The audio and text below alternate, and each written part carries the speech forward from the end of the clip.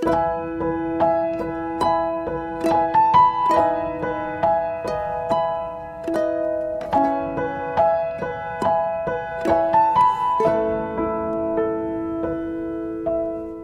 kita berdoa terlebih dahulu.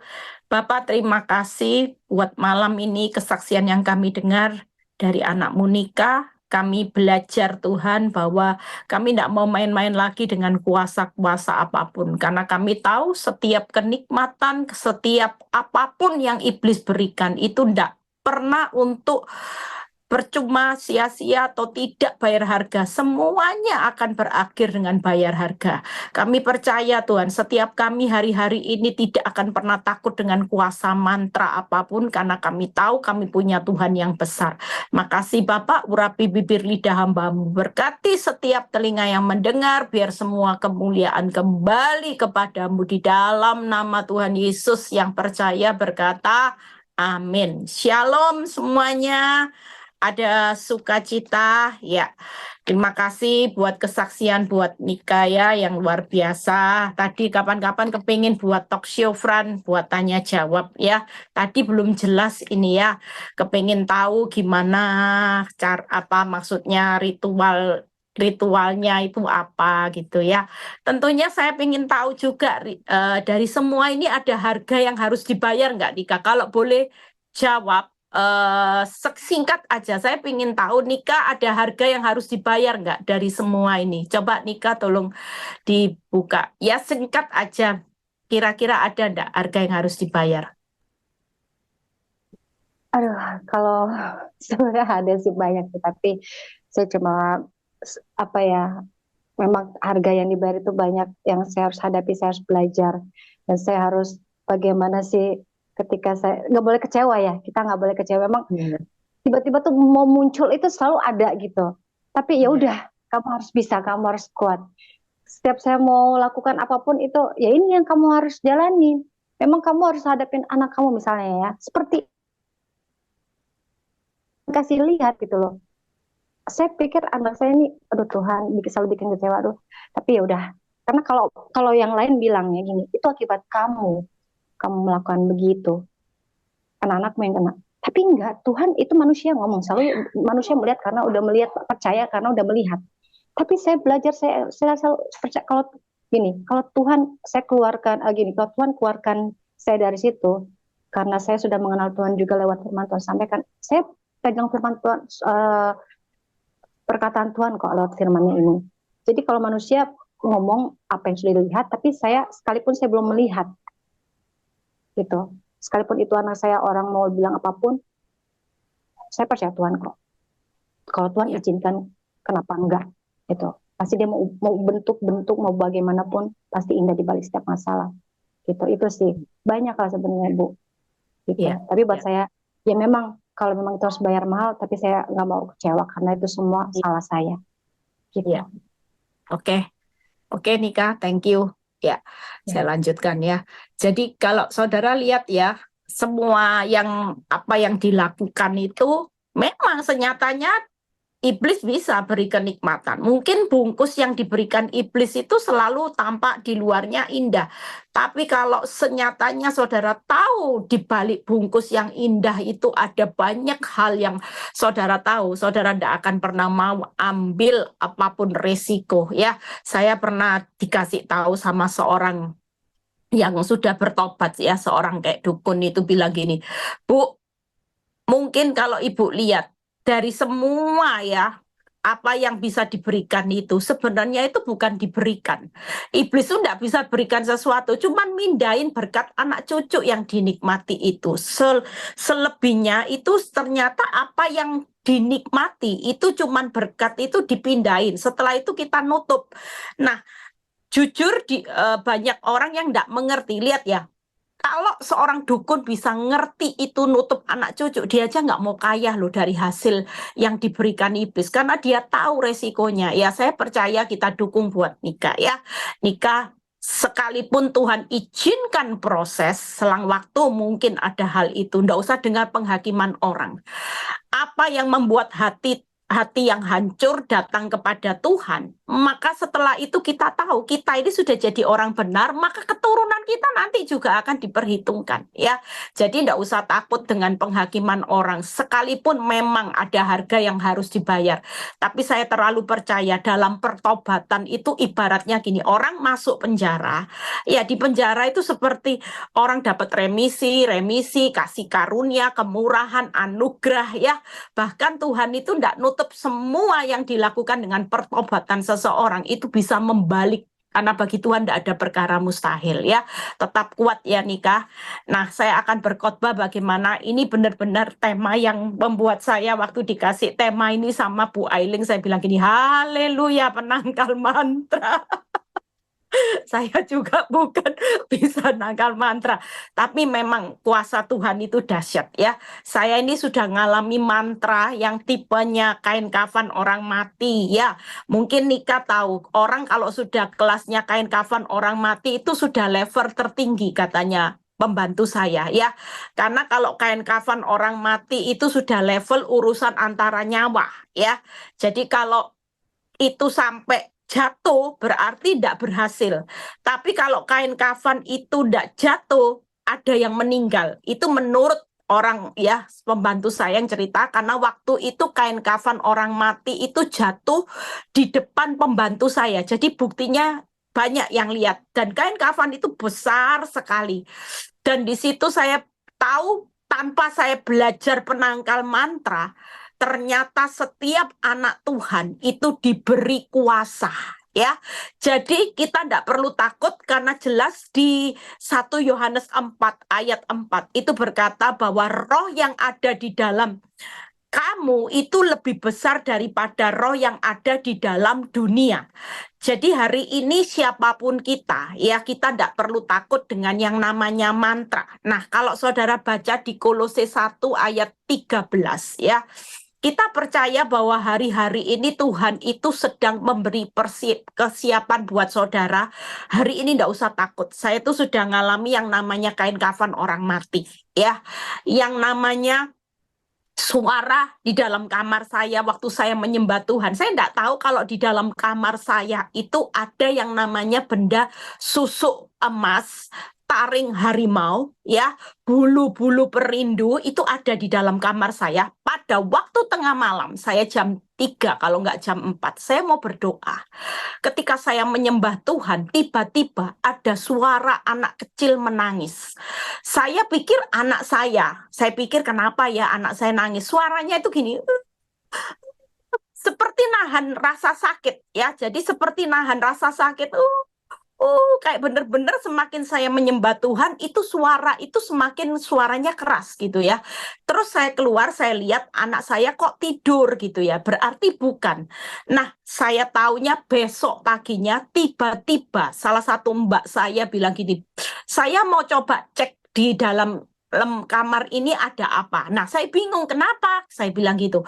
Nggak tahu, tiba-tiba waktu dicek itu benar-benar ada benda-benda jimat. Nah, dari situ kita belajar bahwa ketika kita menyembah Tuhan, hadirat Tuhan itu bisa membuat yang namanya kuasa gelap itu sudah tidak bisa bekerja apa-apa. Bahkan saya terlalu percaya kalau sampai ada suara nangis, ya, itu berarti dia ngalami hadirat Tuhan tuh buat dia kepanasan, saudara, sehingga dia tidak pernah berkutik untuk melakukan penyerangan apapun buat setiap kita anak Tuhan. Makanya kalau di rumah, ya, ada orang yang sering berdoa, menyembah Tuhan, itu sama dengan menarik hadirat Tuhan. Saya terlalu percaya, kalau setan aja, iblis aja ndak tahan dengan hadirat Tuhan. Saya terlalu percaya, ya, siapapun yang punya rencana jahat di dalam satu rumah, ketika kita menghadirkan hadirat Tuhan, maka saya terlalu percaya, rumah di mana tempat kita berada, itu akan mendapatkan apa? Seperti damai, ya, kalau ada orang pasang mantra. Banyak orang berkata gini, Bu, saya punya pembantu. Satu kali ada seorang yang konseling, dan pembantu ini suka bawa aji-aji di dalam rumah, ya. Dia mungkin sering melakukan ritual, tapi tanpa tujuan yang jelas. Nggak tahu yang dirituali itu mau ambil suaminya, atau yang dirituali itu mau membutahkan mata majikannya supaya dia bisa ambil harta dan sebagainya. Dia hari itu tidak tahu apa-apa. Tapi karena dia suka menyembah, tiba-tiba ketika saya dengar pembantu ini bisa muntah darah, saudara. Pembantu ini tiba-tiba muntah darah, ya, tanpa perlawanan dari majikannya, tidak ngelawan apa-apa karena dia dikerjai itu tidak tahu. Dan ketika dia muntah darah, pada waktu muntah darah, pembantu ini minta keluar, saudara. Nah, dari situ dia dengar, ternyata kuasa mujizat Tuhan, waktu kita ini menyembah Tuhan, di situ semua kuasa mantra, kita dikerjai, mau disantet, mungkin mau apa kan ya, dimantrai supaya bodoh, supaya suami kita diambil dan sebagainya. Ada rencana jahat di situ, tidak akan bisa bekerja, ya. Nah, makanya lihat ayat berikutnya, kita baca. Di Lukas 10 ayat 29, bagaimana penangkal mantra itu sudah ada di dalam setiap kehidupan saudara dan saya. Kita baca di Lukas 10 ayat 29. Sesungguhnya aku telah memberikan kuasa kepada kamu, lihat ya, untuk menginjak ular dan kalajengking. Jadi tidak ada loh anak Tuhan ya yang takut sama mantra, yang takut sama iblis, karena setiap kita itu diberi kuasa untuk menginjak ular dan kalajengking. Ular itu jelas ya, yang namanya ular kalajengking itu simbol daripada iblis. Lihat ya, dan kuasa untuk menahan kekuatan musuh sehingga tidak ada yang akan membahayakan kamu. Jadi sekali lagi ketika kita hari ini sebagai anak Tuhan di tengah kita tidak tahu ya, jujur kalau orang lagi mantrai kita, orang lagi guna-guna kita lagi disantet dan sebagainya, mungkin kita tidak kerasa apa-apa ya, karena itu di alam roh kerjanya ya. Mungkin ada orang yang dilempar lah, secara akal kayak saya dulu tidak percaya dengan yang namanya barang-barang gaib ya. Tapi waktu saya melihat dengan mata kepala sendiri bagaimana kain kafan itu, rumah saya tidak ada kuburan kok bisa ya kain kafan itu besar sekali. Itu bisa jatuh persis di depan kamar pembantu saya. Itu tidak main-main, dan di situ saya tahu ada seorang yang pernah saya konselingi. Dia bilang gini, Bu, Ibu tahu ya, pada waktu suami saya selingkuh dengan seseorang itu diguna-guna, Bu. Dan pada waktu suami saya sebelum menggugat cerai, Ibu tahu, waktu itu karena dia lagi memperbaiki apa namanya tandon, ya karena suaminya kan tidak pulang. Pas waktu dia naik di atas tandon, Ibu tahu, tiba-tiba ada tulisan di dekat tandon saya. Itu seperti tulisan di tiang atau apa. Tulisannya gini, pasti cerai. Dia kaget. Nah, siapa yang bisa naik tandon tulis pasti cerai? Singkat cerita, ibu ini tanya, ini ilmu apa? Ternyata ilmu voodoo. Saya itu ya baru dengar. Ilmu voodoo itu bisa mengirim kuasa gelap tanpa orangnya harus hadir. Jadi ilmu voodoo itu cuman digambar ya, misalnya saudara punya wajah digambar, ditotok aja di bagian mana, saudara akan sakit di bagian mana. Dan ilmu voodoo itu bisa ngirim apapun mantra. Nah, waktu itu dia kaget. Dia bilang gini, Bu, ada tulisan pasti cerai. Tidak lama kemudian, benar-benar suaminya menggugat dia cerai di pengadilan. Ya, dan saya cuma berkata, Bu, tidak usah takut, Ibu dalam kuasa. Dan Ibu ini juga dan anak-anaknya juga dalam kuasa Tuhan. Nah, kita lihat berikutnya. Kolose 2 ayat 15. Satu lagi ya, jadi tidak ada yang membahayakan. Saudara tidak perlu takut. Tidak usah nanti malam kalau tidur, aduh ini ada ilmu apa ya yang dikirim ya sama pelakor wanita tobat. Tidak usah takut ya. Saya aja tidak tahu kalau di kamar saya ada yang namanya benda gaib aja. Benda gaibnya yang teriak-teriak lu panas gitu ya. Saya percaya kalau dia nangis itu berarti benda gaibnya yang nggak tahan loh sama kita. Makanya kita ini diberi kuasa. Nah, Kolose 2 ayat 15 berkata gini, ia telah melucuti pemerintah-pemerintah dan penguasa-penguasa dan menjadikan mereka tontonan umum dalam kemenangannya atas mereka. Berarti kita menang enggak? Kalau semua kuasa sudah dilucuti, maka kita juga sebagai anak Tuhan, kita ini juga mengalami kemenangan. Nah, penangkal mantra itu 3. Kita punya kuasa yang pertama. Kita punya kuasa menginjak ular dan kalajengking. Kuasa menginjak. Ya, jadi saudara hari ini jangan takut, tidak perlu belajar penangkal mantra khusus ya, tidak perlu ya. Kalau orang lain perlu belajar penangkal mantra ya, ada yang namanya apa itu? Saya itu pernah diceritai satu jemaat saya waktu pergi ke Jawa Tengah. Dia bilang gini, Bu, Ibu tahu nama orang ini? Orang ini memang terkenal ya. Saya bilang, oh tahu, tahu itu kan terkenal, kayanya luar biasa. Iya Bu, kaya. Ibu tahu dia punya pesugihan. Hah? Pesugihan itu apa? Ya dia kaya itu karena dia itu dapat ilmu, Bu. Lah pesugihan itu minta syarat. Syaratnya apa? Dia harus nikah terus. Hah? Lah terus sampai tua, iya sampai dia mati. Selang beberapa tahun kalau dia harus top up ilmunya, dia harus kawin-kawin lagi. Makanya ibu kan tahu, itu pasangan hidup ini kan nikahnya berulang kali. Dan dia sebut yang namanya ilmu yang paling tinggi, kalau kepingin cepat kaya, itu saya sampai dengar itu lucu. Namanya ilmu apa ya? Gajah jingkrak. Mungkin Nika pernah tahu ya, gajah jingkrak. Saya bilang gini, hah? Jingkrak, jingkrak, saya bilang gitu.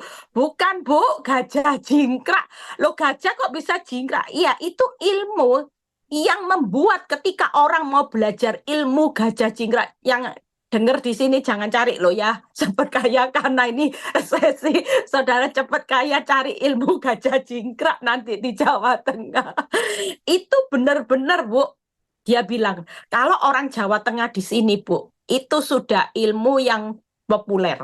Orang kaya rata-rata yang di sini Bu, buat ilmu gajah jingkrak itu tuh benar-benar tokcer Bu. Nggak tahu itu kepercayaan. Saya cuma bilang gini, jangan main-main karena orang seperti ini nanti bayar harga. Iya Bu, benar Bu, bayar harga. Ibu kalau tahu ya, anaknya ada yang pegawainya dikorbanin mati jadi tumbal. Pokoknya Bu ada aja. Nah, dari situ kita belajar. Makanya firman Tuhan itu benar. Berkat Tuhan yang menjadikan kita kaya, susah payah tidak menambahi. Tapi kalau kita kaya dari gajah jingkrak, nanti susah payah itu ngikuti sampai anak cucu. Lah kita hari ini kan tidak mau anak cucu kita yang nanggung. Lebih baik kita perlahan tapi pasti. Ya, bersama Tuhan itu ndak instan. Perlahan-lahan, tapi berkatnya itu abadi. 3 hal, yuk kita lihat ya. Kuasa menginjak, kuasa bertahan untuk menahan kekuatan musuh, dan yang ketiga, kuasa kemenangan. Yuk kita lihat bagaimana kuasa menginjak ular dan kalajengking. Saya cuma beri tip ya ibu-ibu. Dimana kalau hari ini ibu-ibu punya atau bapak yang punya istrinya lagi selingkuh dan diguna-guna, ilmu yang paling jitu untuk melepaskan guna-guna suami atau istri atau anak lagi diguna-guna ya, mungkin anak saudara pacaran sama orang yang saudara benar-benar tahu ini orang yang tidak sesuai, tapi anaknya lagi jatuh cinta sampai tidak bisa. Sekali lagi ilmu yang paling luar biasa itu adalah ilmu kasih. Kasih itu saudara tahu, seorang yang pernah bertobat waktu ke rumah saya, dia bilang gini, Bu, dukun aja waktu saya ke sana, saya mau memisahkan rumah tangga orang.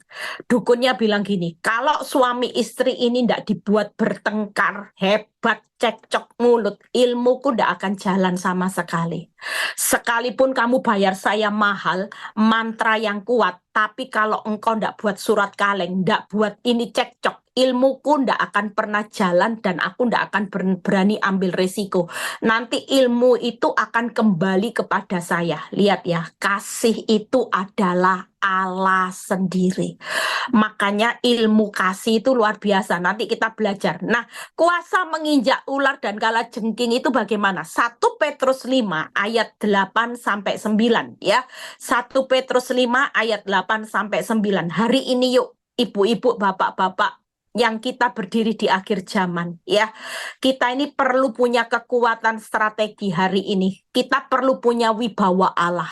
Orang yang punya kekuatan, jujur kalau saudara tidak punya kekuatan, hari ini tidak punya kekuatan yang namanya firman, tidak punya wibawa Allah, saudara, waktu saudara tengking-tengking iblis, iblis itu cuman ketawa.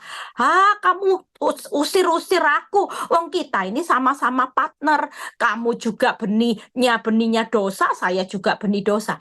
Nah, makanya kita hari ini belajar, sadar dan berjaga. Lawanmu si iblis, dia berjalan berkeliling seperti singa yang mengaum-ngaum dan mencari orang yang dapat ditelannya.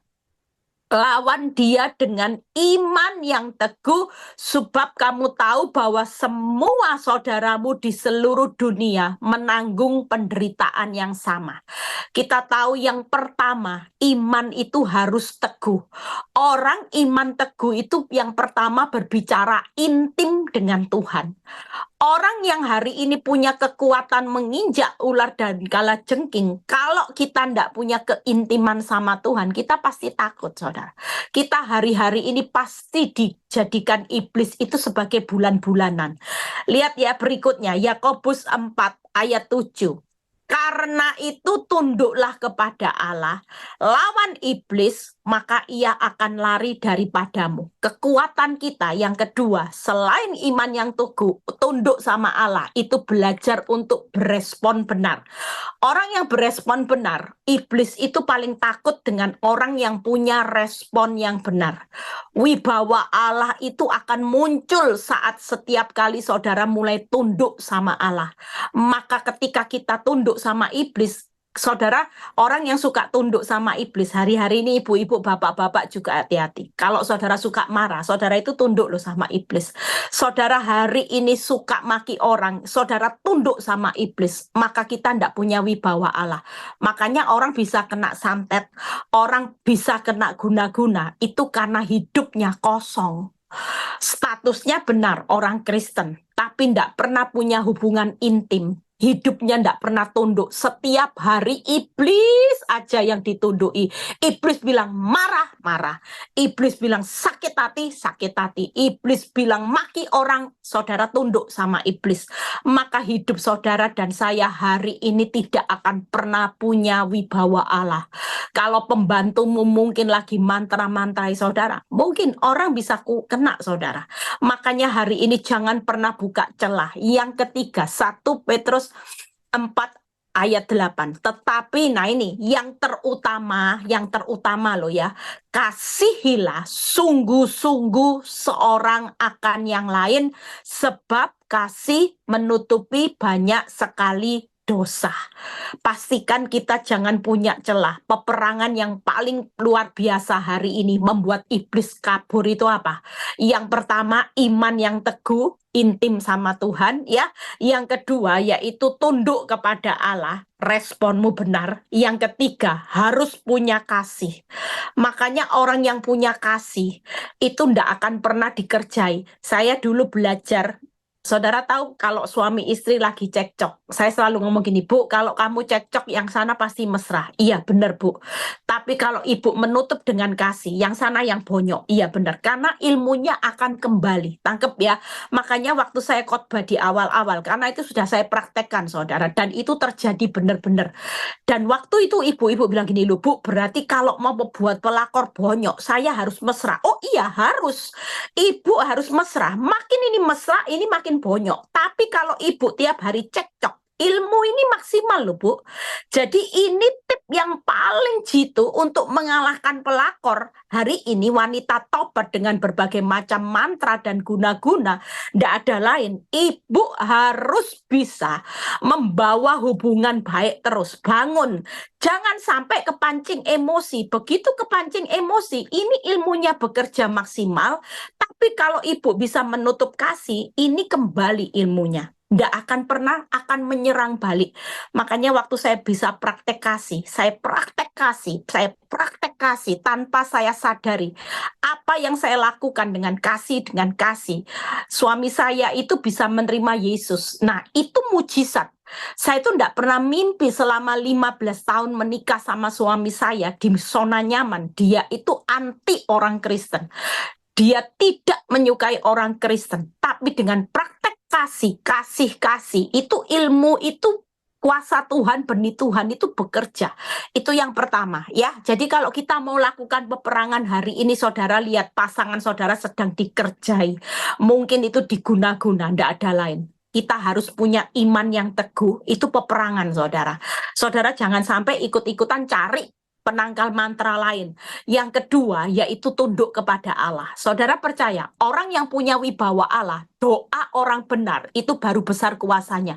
Setiap kali kita melakukan peperangan di dalam doa, kalau engkau tidak punya iman, tidak punya tunduk sama Allah, tidak punya kasih, maka peperangan itu akan gagal total. Saudara tidak akan pernah bisa merebut apapun, melakukan terobosan apapun ketika engkau tidak punya iman, engkau tidak punya penundukan sama Allah, dan engkau tidak punya kasih.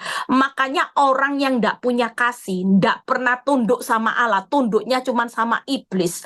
Dan saudara tidak punya iman yang teguh, imanmu terus naik turun, tidak percaya, banyak khawatir. Ini banyak orang yang seperti ini. Ketika kita berdoa, maka doa kita itu tidak lagi menjadi besar kuasanya. Orang yang kepingin lihat terobosan doa, mulai hari ini, yuk, peperangan itu bukan hanya menangkal mantra, tapi juga melawan iblis yang berjalan berkeliling mengaum-ngaum, ya. Itu salah satu penangkal buat kita juga tidak dikendalikan oleh iblis. Makanya kita bangun wibawa Allah dengan iman yang teguh, dengan tunduk kepada Allah dan kasih. Nah, kuasa menahan kekuatan musuh. Yuk kita lihat Efesus 6 ayat 10 sampai 11 ya. Bagaimana menahan kekuatan musuh hari ini kita sebagai anak Tuhan ya di akhir zaman. Akhirnya hendaklah kamu kuat di dalam Tuhan, di dalam kekuatan kuasanya. Kenakanlah seluruh perlengkapan senjata Allah supaya kamu dapat bertahan melawan tipu muslihat iblis. Efesus 6:18a. Dalam segala doa dan permohonan, berdoalah setiap waktu di dalam roh. Hari ini saudara berdoa setiap waktu itu penting. Makanya kalau sudah ya, saya itu pernah satu kali sama mama saya waktu pandemi. Kita di tempat rest area ya. Waktu itu saya mau ke Jakarta karena kan tidak berani naik pesawat. Waktu di tempat rest area itu ada mama saya, ada anak saya, ada yang namanya Linda ya. Waktu itu kita bertiga sama pembantunya mama saya. Waktu itu saya ajak ke Jakarta. Dan waktu di rest area, saudara tahu ya, kita ini lagi ngantri kan di toilet. Nah, waktu di toilet, itu pintu itu semua nutup, saudara, toilet. Nah, kita beranggapan apa? Oh, ini berarti semua toilet itu penuh, gitu ya. Setiap toilet itu penuh karena kita berdiri. Tapi selang beberapa lama, ya, makanya orang kalau punya wibawa Allah, orang itu iblis itu tidak pernah tahan, saudara. Tiba-tiba toilet yang tertutup, ya, tiba-tiba pintunya itu bisa buka, saudara. Nah, kita nunggu dua toilet ini pintunya kebuka bersamaan. Nah, kita nunggu. Saya ngomong sama mama saya, Mama, orang dua ini lucu ya, di dalam toilet itu kok bisa sama-sama ya buka pintunya gitu. Iya ya, orang logika kan kalau orang buang air kecil kan tidak mungkin sama ya kan. Satunya mungkin berapa menit kemudian, ini sama. Pada waktu bersamaan, pintu ini bisa kebuka, saudara. Terus kita logikanya kalau pintu kebuka, tunggu dia keluar dulu, baru kita masuk. Ya, tapi kita tunggu beberapa saat. Loh, kok enggak ada orang? Dua-dua juga enggak keluar-keluar. Singkat cerita, kita lihat ke dalam, ternyata tidak ada orang di dalam toilet itu. Kita semua yang namanya anak saya semua pada ketakutan. Lah dari tadi siapa ya? Di dalam itu benar-benar pintu itu nutup loh, saudara. Saya terlalu percaya, istilahnya katanya orang Jawa itu di dalam kamar mandi itu banyak singit. Ya, singit itu apa, saudara? Singit itu istilahnya orang Jawa, ya, banyak iblis itu ada di dalam kamar mandi. Nah, ketika kita tidak tahu, tapi kita ada wibawa Allah, iblis yang di dalam itu mungkin mau mengerjai kita. Itu pun tidak bisa, saudara. Makanya banyak kadang-kadang ya mungkin ya ini percaya atau nggak percaya, katanya orang kalau di kamar mandi itu bahaya. Kalau sudah jatuh ya, itu bisa-bisa sampai nggak ada nyawanya ya. Saya itu pernah ngalami juga waktu saya lihat ada satu patung yang dibeli suami saya dari Bali. Itu ya, kalau jam 2 malam itu bisa ke toilet pipis loh saudara. Tiap jam 2 malam saya tuh ngomong sama suami saya, ini patung ya. Ini patung ini pasti ada isinya. Kenapa? Tiap jam 2 malam saya pasti dengar patung ini pergi ke kamar kecil, tutup sendiri pintu kamar mandi. Suami saya tidak percaya. Sampai satu kali waktu jam 12 malam, dia tutup pintu kamar mandi, dia pikir itu kena angin. Dia kunci supaya benar-benar tidak bisa masuk itu yang namanya angin. Ternyata jam 2 malam dia sendiri yang dengar patung itu bisa ke kamar kecil, saudara. Nah, dari situ saya belajar. Ternyata ya memang benar kamar mandi, tapi kita tidak perlu takut. Makanya hari ini lihat apa yang dikatakan firman Tuhan 11, kenakanlah seluruh perlengkapan senjata Allah supaya kamu dapat bertahan melawan tipu muslihat iblis. 18 itu dalam segala doa, permohonan, berdoalah setiap waktu. Lihat 3 hal. Jadi hari ini apa yang membuat kuasa menahan kekuatan? Yang pertama, kuat di dalam kekuatan kuasanya Tuhan. Yang kedua, kenakanlah seluruh perlengkapan senjata Allah, kaya firman. Orang yang kaya firman itu tidak akan pernah gampang dikerjai mantra. Orang yang hari ini kuat di dalam kekuatan, tinggal dalam kekuatan Tuhan, tidak akan pernah dikerjai mantra. Dan orang yang berjaga-jaga dalam doa setiap waktu, saudara tidak akan pernah. Makanya kalau kemana-mana, walaupun tidak, saudara merasa ya, biasanya orang tuh terasa. Kalau sudah tidak ada damai sejahtera, kita itu pasti kerasa. Kita pernah pulang pelayanan satu kali dari Semarang, itu sama Bu Titik, sama siapa Yuli dalam satu mobil. Saudara tahu, waktu dalam perjalanan di tol dari Semarang ke Surabaya, tiba-tiba di tengah-tengah itu sebelum terjadi sesuatu, tiba-tiba kita berdua sama Bu Titik bertiga di dalam mobil itu nyanyi nyembah Tuhan.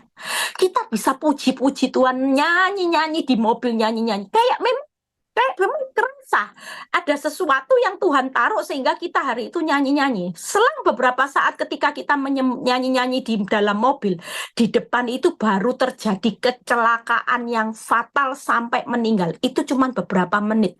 Dan supir saya itu bisa-bisanya dengan kecepatan yang tinggi, itu sampai ngeremnya itu benar-benar dalam keadaan yang darurat, saudara.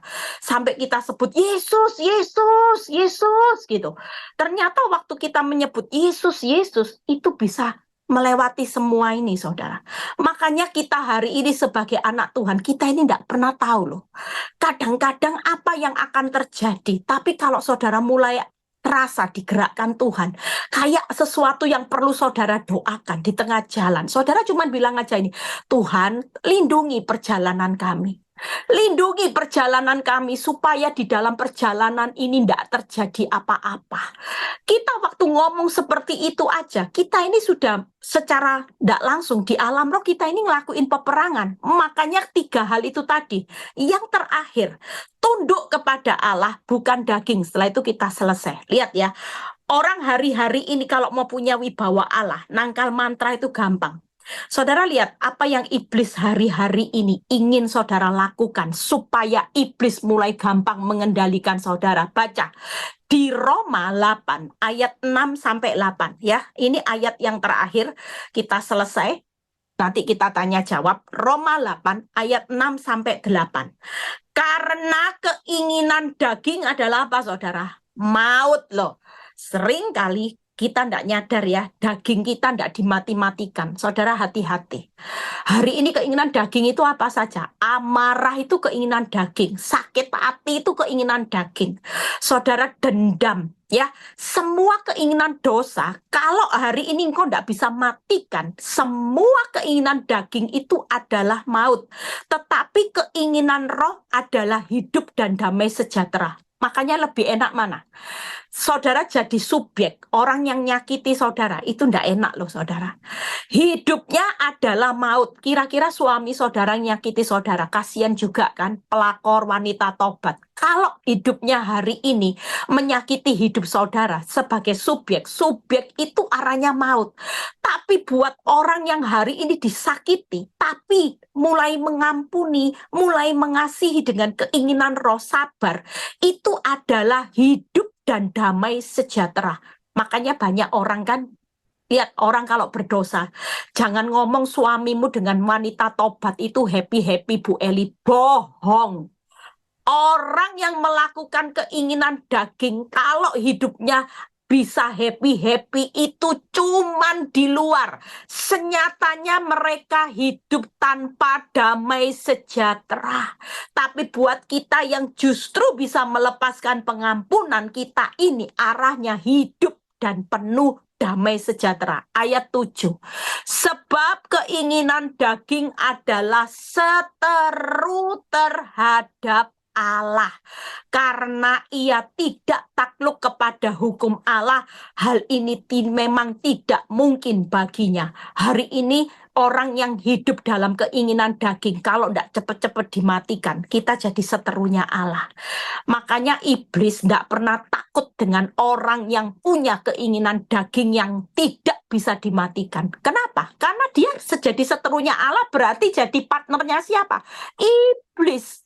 Kita kalau tidak pernah matikan keinginan daging, walaupun kita bilang gini, aku orang Kristen ya sejak lahir, aku ini melayani Tuhan, aku ini worship leader, kamu tahu aku asyir, aku ini sudah khatam baca firman, tapi kalau dalam prakteknya keinginan dagingmu tidak pernah engkau lawan, engkau gampang marah, engkau gampang emosi, engkau gampang maki orang, semua yang berbau daging tidak engkau matikan, maka di alam roh pemandangan Tuhan kita jadi seterunya Allah. Berarti kalau seterunya Allah, kita partnernya iblis. Makanya hari ini yuk kita jadi orang Kristen sejak lahir. Jangan pernah bangga dengan status Kristen sejak lahir. Kalau hidupmu tidak pernah mematikan keinginan daging, maka kita sama dengan seterunya Allah. Lihat ya, 8. Mereka yang hidup dalam daging tidak mungkin berkenan kepada Allah. Buat apa? Kita rajin baca firman, kita rajin berdoa, kita rajin ke gereja. Kalau dalam prakteknya, keinginan dagingmu egois, tinggi hati, sombong, engkau suka menfitnah orang, engkau suka hari ini ya melukai orang, menyakiti orang, maka 3 hal. Lihat target iblis buat orang benar hari-hari ini. Makanya iblis bilang gini, ke gereja aja ndak apa-apa, pelayanan jalan, pelayanan mau Senin sampai Minggu di gereja ndak apa-apa. Iblis ndak pernah larang orang untuk pelayanan, untuk orang hari ini mau ada di gereja maha hadir dari Senin sampai Minggu. Karena iblis tahu kata kuncinya. Berapa banyak orang benar yang hari ini gagal di mata Tuhan. Karena hari ini, ya banyak pelayan Tuhan yang hari ini bertengkar satu sama lain, mempertahankan ego. Itu daging loh. Makanya saya ngomong sama beberapa pengerja, setiap pengerja saya selalu ngomong, jangan pernah cekcok di dalam pelayanan. Karena kalau kita ini melayani Tuhan, terus keinginan daging ini ada di dalam persekutuan kita, kira-kira kita ini jadi seterunya siapa? Seterunya Allah loh. Kita malah pelayanan tapi jadi sekutunya iblis, terus kita ini pelayanannya ndak berkenan kepada Tuhan. Lah buat apa? Saya selalu ngomong sama pengerja di Victory, yuk kita ini bangun satu kesatuan yang solid supaya buahnya itu ada. Karena kalau kita pelayanan ini berkenan di hadapan Tuhan, buahnya ini maksimal. Kalau enggak, percuma. Buat apa kita pelayanan dari pagi sampai malam? Kita ini cuman hidup dalam daging yang menyala-nyala, rohmu enggak pernah lagi dihidupkan. Ini jadi target iblis. Buat kita malam ini, siapapun yang ada, mendengar firman ini, yuk berlomba-lomba. Jangan sampai hari ini kita jadi targetnya iblis. Nah, apa hal yang kuasa kemenangan yang Tuhan sudah berikan supaya kita menjaga 3 hal? Jaga pikiran ya, jangan kosong saudara. Pikiran itu bahaya. Orang kalau sudah melamun, ya, makanya orang kalau sudah pikirannya kosong, tidak ada pikiran firman, pikiran yang positif, itu gampang dengan mudahnya. Keinginan dagingnya timbul dari pikiran yang kosong. Yang kedua, jaga hati, buang sampah hati. Karena hati ini akar segala kejahatan. Makin hatimu kotor, keinginan dagingmu makin menyala-nyala. Rohmu tidak mungkin hidup. Yang ketiga, jaga perkataan. Jangan izinkan iblis memakai perkataan kita. Semakin saudara izinkan perkataanmu mengatakan yang sia-sia untuk marah, untuk maki orang, maka kita hidup dalam keinginan daging dan saudara tidak akan lihat terobosan dalam hidup ini. Saudara hidup tidak berkenan sama Tuhan. Saudara hari ini jadi seterunya Allah. Dan saudara hari ini arahnya menuju maut.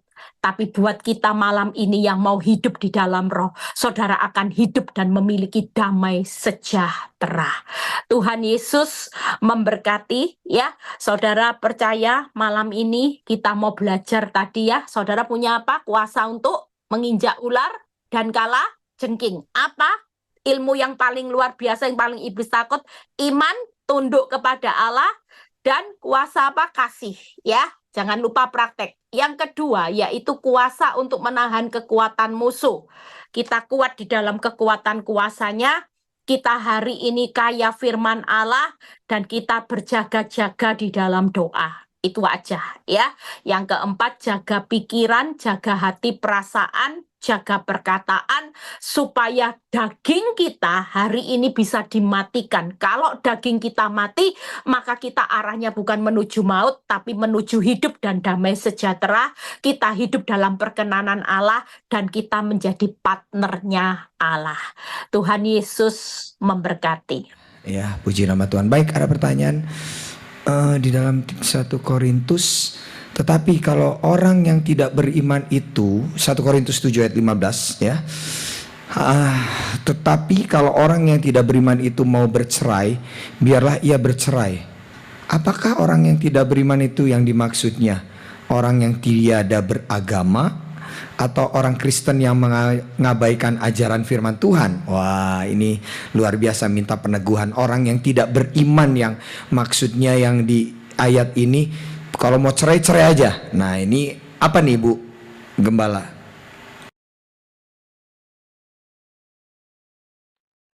Kalau Silakan. menurut saya di konteks atasnya itu ada yang ayat itu pernikahan yang bagaimana ya, pernikahan yang lain, artinya pernikahan yang mungkin tidak seiman ya. Itu pun kalau bisa tetap dipertahankan, di mana istri yang hari itu mendapat suami yang tidak beriman, istri bisa menguduskan suami ya. Jadi suami yang tidak beriman, yang suami beriman bisa menguduskan istri yang tidak beriman. Sekali lagi, jangan lihat konteksnya sepotong-potong, tapi itu lihat konteks di atasnya ya. Jadi apapun perceraian itu tetap tidak diizinkan oleh Tuhan. Karena itu ada konteks, ada tulisan pernikahan yang lain. Jadi artinya yang tidak seiman gitu ya. Itu pun tetap Tuhan mempertahankan kalau bisa. Itu tetap dipertahankan, jangan bercerai ya. Tuhan Yesus memberkati. Oke, cukup jelas ya Ibu M dari Malaysia ya, dari Kuching. Baik ya, sudah dijawab oleh Ibu Gembala ya. Baik, untuk pertanyaan berikutnya. Shalom Bu Eli, saya tanya, kalau kebiasaan jelek seperti kayak orang fly itu apakah ada kemungkinan ditunggangi oleh si iblis ketika memikirkan perkara yang tidak berguna, tiba-tiba saja kebiasaan itu muncul lagi. Nah, orang yang suka ngefly, yang halu ya bahasa sekarang ini ya. Silakan Ibu Gembala, apakah itu ditunggangi oleh iblis? Iya, kalau biasanya kita itu jangan sampai pikiran itu kosong ya. Orang yang pikiran kosong itu gampang sekali dikerjai sama iblis. Karena intimidasi iblis yang paling kuat itu di pikiran terlebih dahulu. Nah, setelah dia intimidasi, maka nanti kita akan dibawa masuk di dalam asumsi yang membuat nanti akhirnya kita akan berpikir yang aneh-aneh, ya, berpikir yang hari ini akan memiliki rasa takut. Nah, makanya pikiran tuh jangan kosong. Kalaupun iblis kuat mengintimidasi kita, cepat kita hari ini isi pikiran kita dengan firman. Supaya iblis itu tidak ada tempat dalam pikiran kita. Karena bahayanya gini, Allah itu melakukan jauh lebih banyak dari yang kita doakan dan pikirkan. Di Efesus 3 ayat 20. Itu yang saya selalu ingat. Jadi iblis itu tahu kekuatan firman. Kalau kita mulai diintimidasi dan kita ini tangkap pikiran iblis, kita punya pikiran yang negatif, maka di situ tidak punya kekuatan apa-apa. Tapi kalau hari ini kau isi dengan pikiran firman, apa yang kau pikirkan dengan firman, Allah melakukan jauh. Berarti kita akan melihat apa yang kita pikir positif, itu akan dilakukan Tuhan jauh loh. Bayangin saudara, makanya setiap malam ibu-ibu, bapak-bapak kalau mau tidur, yuk pikirkan yang baik, pikirkan yang manis, yang sedap didengar ya, pikirkan yang mulia. Itu yang jauh lebih baik, karena nanti itu akan dilakukan sama Tuhan. Jadi benih itu harus dijaga. Tuhan Yesus memberkati. Oke, baik, sudah dijawab lagi ya. Nah, sebentar, ini ada pertanyaan lagi yang lain. Sama tidak Bun? Oh, maksudnya Bunda manggilnya. Sama tidak ya Ibu Gembala yang menyatakan dalam firman satu orang yang bertobat seisi rumah diselamatkan. Oh, ini yang mengatakan ini mungkin dikaitkan dengan pertanyaan yang tadi ya, yang beriman tadi itu. Ya, satu orang bertobat seisi rumah diselamatkan. Apakah berkaitan juga Bu dengan yang tadi yang pernikahan yang mungkin beda iman begitu ya? Iya, Silakan. menurut saya pasti.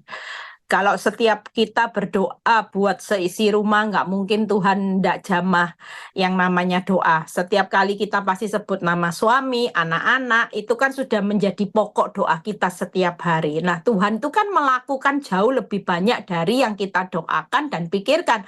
Mana mungkin doa kita buat suami bertobat, nanti ujung-ujungnya suami malah hancur, kan nggak mungkin. Baik, tadi sudah dijawab oleh Ibu Gembala. Nah, ini pertanyaan. Suami saya sudah batalin gugatan cerai. Saya sudah merendah minta maaf, mengucapkan terima kasih sudah batalkan gugatan cerai. Padahal saya sudah senang bisa lepas habis sidang pembatalan gugatan cerai. Nah, saya dengar kabar suami diopname. Saya jenguk tapi diusir. Waduh, kasihan juga ya. Sudah baik-baik mau jenguk diusir. Sudah saya WA 2 kali kapan pulang ke rumah, nggak dijawab. Tadi Bu Gembala bilang terus baik-baikin suami ya. Gimana gimana baiknya Pak Frans? WA juga nggak dijawab, lama katanya gitu ya, kadang lama. Nah, apa didiamkan saja atau gimana? Gitu. Silakan Ibu Gembala dijawab. Iya. Itu namanya suami lagi dibutakan iblis ya. Perjuangan kita bukan melawan darah dan daging, tapi melawan roh-roh jahat di udara. Efesus 6 ayat 12. Jadi sekali lagi kalau menghadapi suami yang seperti itu, jangan dilawan sudah ya. Jangan dibilang gini, kamu kenapa? Hari ini saya mau ke tempat kamu lawan, kamu nggak boleh. Saya kan istri, nah nggak perlu seperti itu. Tadi seperti yang saya tegaskan, bagaimana mempunyai kuasa melawan ular dan kalajengking. Itu cuma 3 aja tipnya. Walaupun kita sudah baik, tapi kita diusir, ya kita tetap percaya aja sama Tuhan ya. Yang kedua yaitu tunduk. Jadi tunduk itu respon kita tetap benar. Kalaupun kita diusir, kita jangan sakit hati. Ya, kita tetap mengasihi, kita tetap mengampuni. Jangan didoakan ya sudah masuk rumah sakit biar cepat mati Tuhan. Nah, itu enggak boleh ya. Jangan karena diusir ya, terus ibu ini marah, enggak, tapi waktu sekalipun diusir, tunduk sama Allah, itu melawan. Kan suami seperti itu karena dia bukan dia sendiri, dia enggak tahu apa yang dia perbuat. Tapi iblis lagi butakan suami sehingga suami hari itu sudah sakit, masih enggak tahu diri ya. Nah, yang ketiga itu tadi melawan dengan apa? Kasih ya, karena kasih itu paling luar biasa. Jadi sekali lagi tetap pakai yang namanya 3 hal, maka tanpa kita sadari waktu kita melakukan 3 hal, kita ini sedang menutup banyak dosa suami. Seperti di alam roh itu jeratannya suami itu selangkah kita buka, selangkah kita buka. Nah, jadi seperti itulah peperangan. Jadi ibu tidak usah marah-marah karena perjuangan ibu bukan melawan darah dan daging. Suamimu tidak tahu diri, galak di rumah sakit, tidak usah dilawan. Yang perlu dilawan itu cuman trik daripada iblis. Iblis akan lari dengan tiga hal ini. Yang pertama iman teguh, tunduk kepada Allah, dan lakukan kasih. Maka itu kekuatan yang akan membuat suami kita yang tadinya buta akan matanya menjadi terbuka melihat kebenaran. Dia akan melihat bagaimana Tuhan yang besar dalam kehidupannya karena lewat apa yang kita lakukan kita berjuang merebut suami kita kembali untuk peperangannya. Tuhan Yesus memberkati. Baik, ya sudah dijawab lagi oleh Ibu Gembala. Nah, ini ada bagus nih, ada kisah bagus ya dari seorang ibu yang bilang begini, dia kaget karena temannya suaminya itu bilang begini sama dia, suamimu tuh punya pegangan loh, katanya begitu. Nah, apa gara-gara itu ya sehingga rumah tangga mereka tuh jadi nggak damai sejahtera, Ibu Gembala? Seperti itu, gimana Bu? Kalau menurut saya nggak usah takut ya. Roh yang ada di dalam hidup ibu jauh lebih besar. Kalau ibu tunduk itu tadi, hidup ibu terbiasa dengan pola yang tunduk sama roh, bukan kedagingan, maka kita ini membawa wibawanya Allah ya. Kita percaya sekalipun di rumah itu ada mantra, mantra itu tidak akan tahan. Seperti yang saya tadi saksikan. Saya tidak tahu di dalam kamar saya ada banyak jampi-jampi ya, yang namanya taring harimau, kain kafan itu ada di kamar saya. Waktu kita menyembah, maka itu akan membawa kuasa gelap itu tidak akan betah ya. Makanya ibu tidak usah takut. Ya, ibu yang penting jangan sampai membuat rumah tangga itu cekcok. Nanti iblisnya seneng kalau tinggal di rumah tangga cekcok. Iblis itu paling seneng ya. Tapi kalau rumah tangga rukun bersama, disitulah Tuhan memerintahkan berkat dan damai sejahtera. Makanya siapapun saya itu waktu ngerti firman ya, saya kan tahu saya dibawa, saya itu diguna-gunai itu saya tahu. Makanya waktu saya ngerti firman, saya membangun rumah tangga saya. Sekalipun saya tahu suami saya bersalah, saya tidak pernah mau cekcok, saya tidak mau membantah omongannya, saya tidak mau maki perbuatan dosanya. Karena ketika saya bisa hidup rukun bersama, disitulah saya sedang menarik hadirat Tuhan itu hadir di dalam rumah tangga saya. Sekalipun saya tahu dosa yang dilakukan suami saya masih berlanjut, tapi yang namanya damai sejahtera itu akan hadir buat kita dan keturunan kita ya. Jadi ibu kalau sudah ngerti firman ini, ibu tutup celahnya iblis. Jangan sampai cekcok. Tetap lawan dengan kasih ya, tetap lawan dengan iman yang teguh, dan ibu tetap bangun doa, berjaga-jaga itu yang seperti tadi ya. Tuhan Yesus memberkati. Ya, baik, sudah dijawab lagi. Ini ada kisah seru juga yang ingin saya sampaikan juga ya. Shalom Bu, suami berselingkuh kemudian berzina begitu ya, kemudian ternyata selingkuhannya kelihatannya pakai susuk dan sudah dilabrak juga sama mertua gitu ya. Tadinya mau menceraikan dan dilabrak sama mertua, dan akhirnya mereka sudah selesaikan. Akhirnya selingkuhannya sudah minta maaf, tapi kok ngancam sekarang selingkuhannya pakai voice note bahwa akan bunuh saya melalui sihir ya. Dan kemudian suami sekarang tingkahnya jadi agak aneh-aneh. Padahal saya sudah banyak berdoa begitu ya. Ibu ini kebetulan seorang Katolik, berdoa secara rosario. Nah, bagaimana Bu supaya suami bisa benar-benar alami pertobatan begitu? Silahkan Bu Gembala. Ya, suami dikasih tahu jangan banyak takut. Ya, karena kalau takut itu kan celah, kan harus lawannya iman yang teguh. Iman yang teguh itu kan harus percaya gitu ya. Kalau suami ketakutan, nanti ilmu itu akan kena. Tapi selama kita tetap hidup di dalam Tuhan, itu tadi yang saya tadi bahas di Roma 8 itu bagus loh.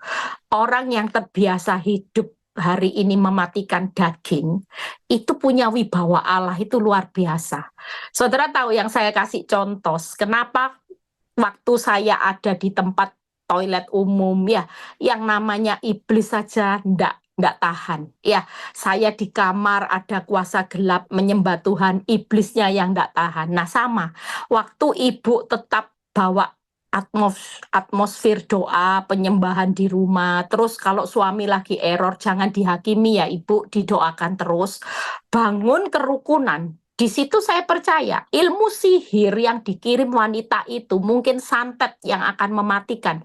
Itu akan nanti balik ya. Itu akan berbalik kena sama pengirimnya karena sudah beberapa orang yang melakukan ritual seperti itu atas hidup anak orang benar yang hidupnya taat tanpa mereka melakukan perlawanan, itu ilmunya kembali sendiri. Tiba-tiba orang yang ngirim itu bisa sakit terus mati loh. Nggak main-main ya. Makanya jangan main-main sama orang benar. Karena orang benar ini sudah dikatakan bahwa tidak ada yang membahayakan. Itu tadi firmannya ya.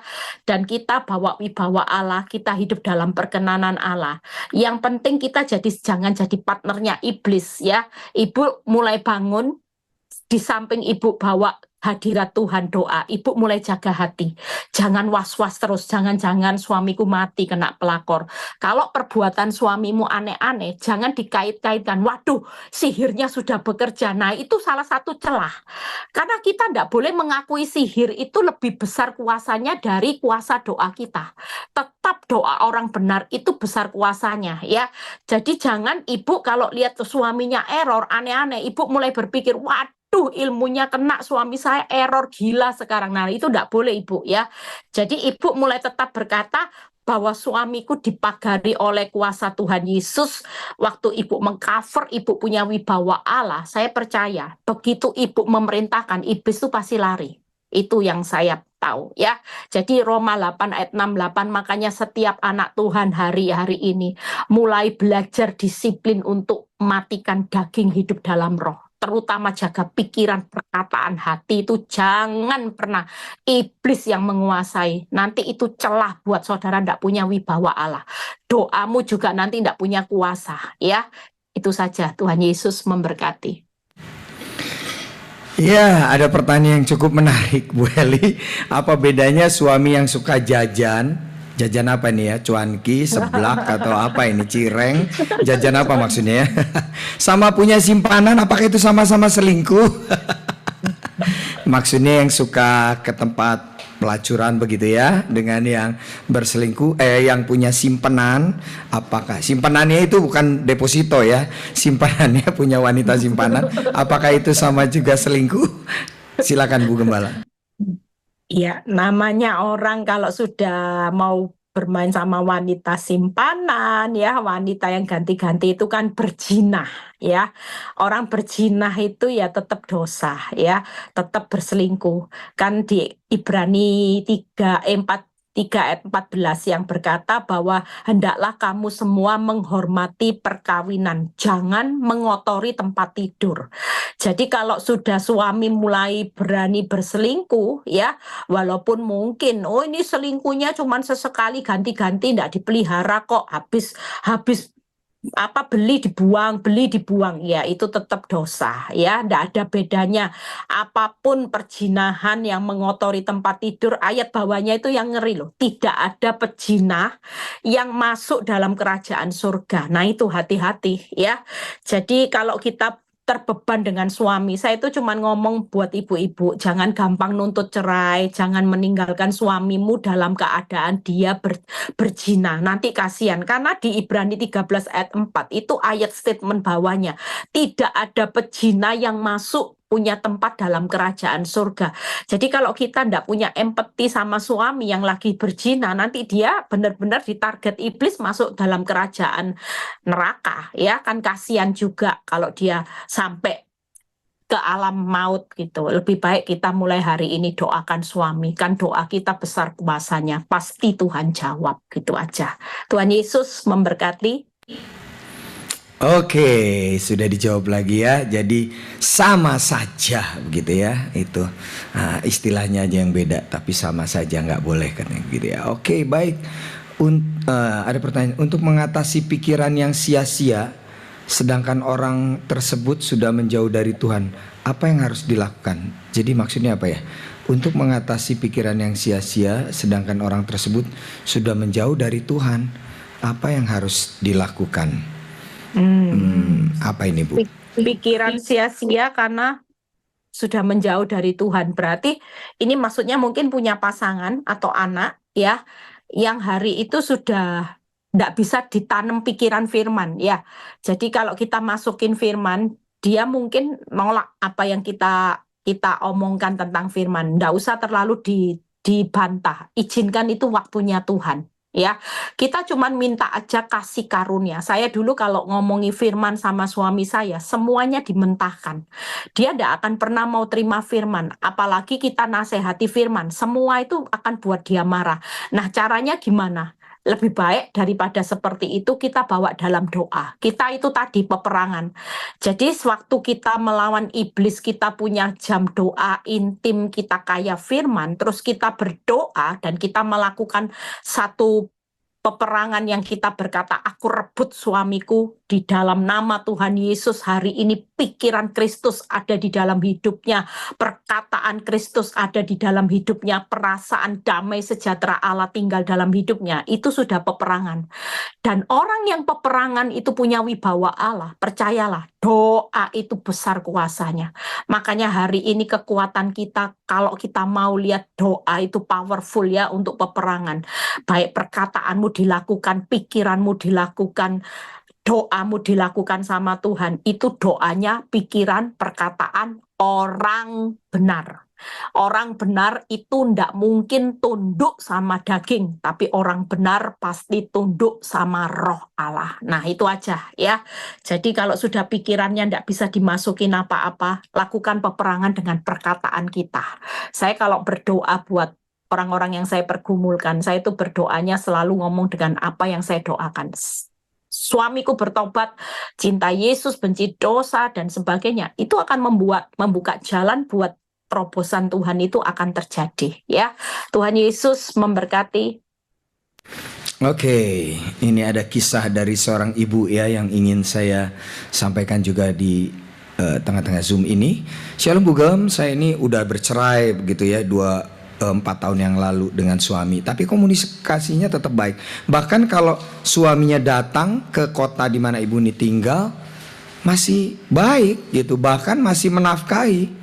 Nah, dan yang luar biasanya suami itu sudah bersama wanita lain, tapi sebenarnya pengen balik sama ibu ini. Tapi malah ibu ini yang malah enggan ya. Jadi kayaknya pengen ngelepasin semua begitu ya. Nah, gimana ya? Apa yang harus dilakukan ini? Karena mereka sudah bercerai. Nah, bagaimana Bu? Kira-kira? Kalau menurut saya perceraian itu kan tidak ada di matanya Tuhan. Kan surat cerai itu cuman manusia yang membuat. Alangkah jauh lebih baik ibu jalan sesuai dengan apa yang Tuhan mau. Kalau Tuhan benci perceraian, ya ibu kembali aja gitu ya. Memang berat kadang-kadang untuk mengampuni orang yang sudah nyakiti kita. Tapi sekali lagi ibu tunduk sama roh. Jangan kedagingan ibu. Ibu berat karena dagingnya ibu yang ibu ikuti. Tapi kalau rohnya ibu, pasti ibu akan bilang gini, ya sudahlah, suami mau seperti itu, ya saya mau mengampuni. Ibu pasti akan buka suara sama suami ngomong, Yuk kita bangun kembali rumah tangga kita. Nggak usah gengsi, wong kita mau tunduk sama roh Allah kok. Iya, kalau kita tunduk sama daging sama saya mungkin banyak wanita nggak mungkin mau bertahan dalam rumah tangga, apalagi sudah disakiti bertahun-tahun. Kita pasti ngomong gini, sulit bertahun-tahun itu goresan lukanya sudah berapa banyak luka yang ada di dalam hati kita. Tapi karena kita mau tunduk sama roh Allah, berapa kali pun suami kita menyakiti kita, tanpa batas kita harus mengampuni, kita harus mengasihi, itu perintah, tidak bisa diganggu gugat. Suamimu mau diampuni berbuat dosa sampai berapa kali pun tetap kita harus ngampuni. Nah itu kan perintahnya Tuhan ya.